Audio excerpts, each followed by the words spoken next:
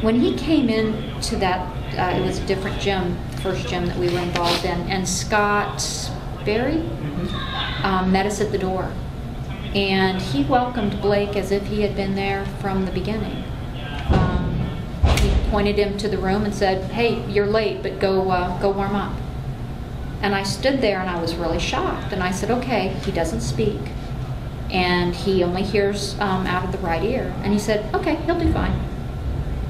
And of course I sat and I watched. And I watched him and my heart kind of jumped when I watched some of the stuff he was doing, because he scared me a little bit at that point, watching how much he was going full force.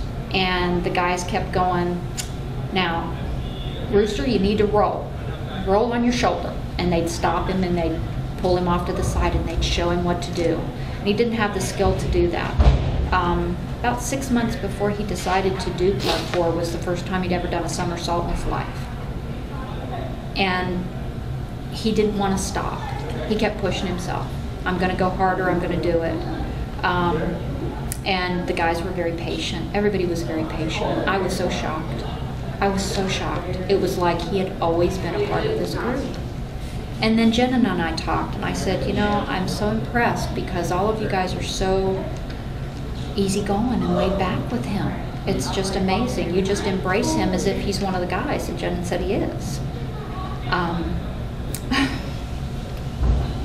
And it was obvious. He's a very strong spirit. He's been that way from childhood, from the time they told him he couldn't walk. He used a little walker when he was little tiny walker, and he hated that thing. And they kept saying he'll never walk without it. And one day he pushed it aside. He was 3 years old and he just started running, and he's just not slowed down ever since. We had to put a little helmet on him when he was little because he kept on banging his head, but he would not stop. We had stairs, and he wanted up those stairs, and it scared the crap out of me. And he'd climb up those stairs and he'd just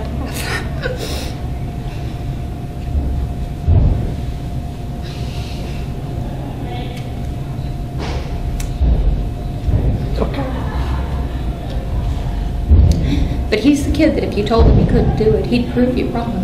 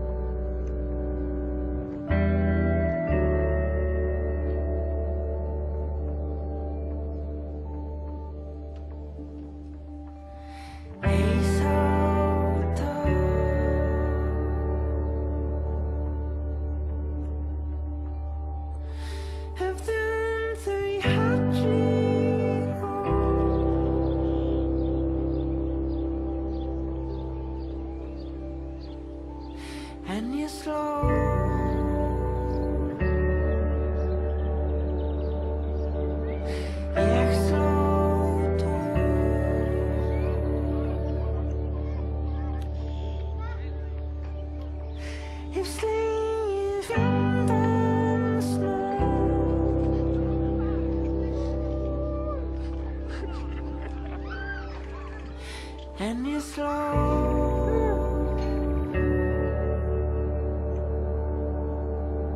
He's so tall.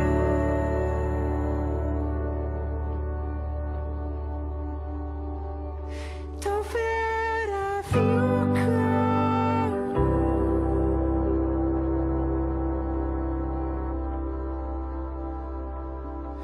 Último.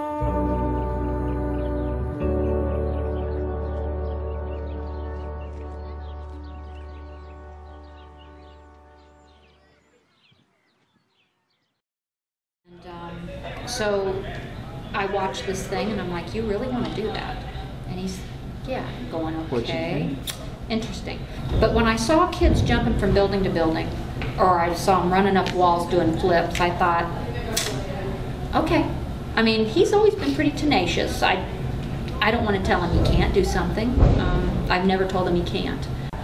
We were buying shoes for him. We were talking about him doing parkour, and this guy looked at me and goes, are you ever frightened for him? What if he gets hurt? What if he doesn't do it? What if he doesn't do it? What's that going to do to him? How's that going to hurt him? Bones heal, fractures heal. God help us that he doesn't hurt himself beyond healing. And I just pray that that never happens.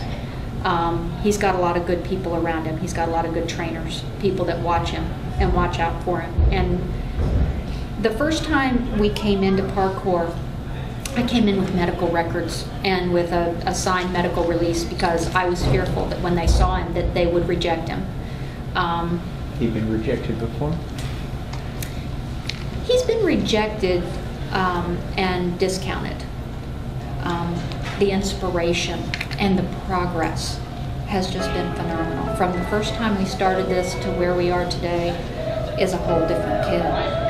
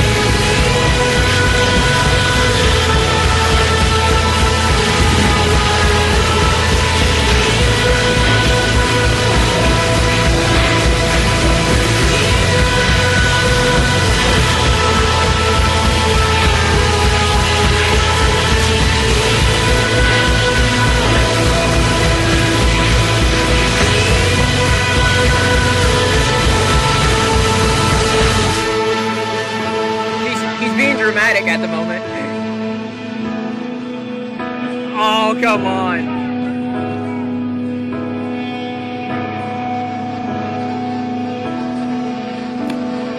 Nice!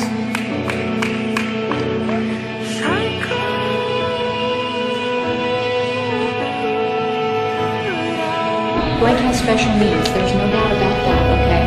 And they could have turned their back on him. This is too much, right? They could have gone, you know what? He'll never be able to do a flip. He'll never be able to climb a wall. They could have done that to him, and they didn't.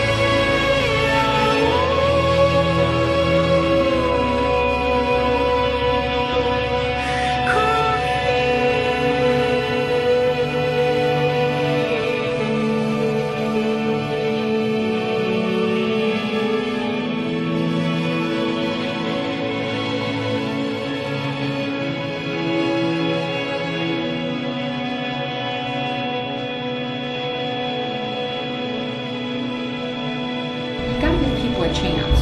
It doesn't matter whether it's a Rooster or I call him Blake, but my son or anybody else's son. Everybody should be given an opportunity.